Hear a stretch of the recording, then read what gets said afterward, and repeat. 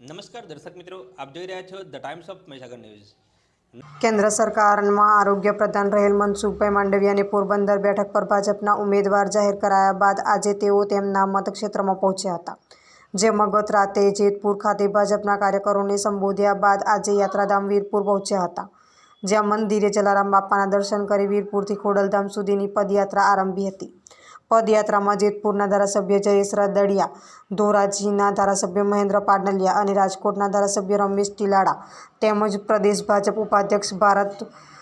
બોધરા સહિત અસંખ્ય કાર્યકરો ઉમટી પડ્યા હતા। પદયાત્રા દરમિયાન મનસુખભાઈએ સંદેશ સાથે ખાસ વાત કરતા જણાવેલ કે પોતાના મતક્ષેત્રમાં પહોંચી કાર્યકરોનો ઉત્સાહ જોતા જીત માટે નહીં પરંતુ લીડ માટેની લડાઈ હોય તેવું લાગે છે અને લીડ પણ 5 લાખથી વધુ મતથી મળશે તેવો વિશ્વાસ વ્યક્ત કર્યો હતો અને આજે જલારામ બાપા અને ખોડલધામ ખાતે માં ખોડિયારના આશીર્વાદ લેવા માટે આવ્યો છું। આપના વિસ્તારના પડે પરના સમાચાર જોવા માટે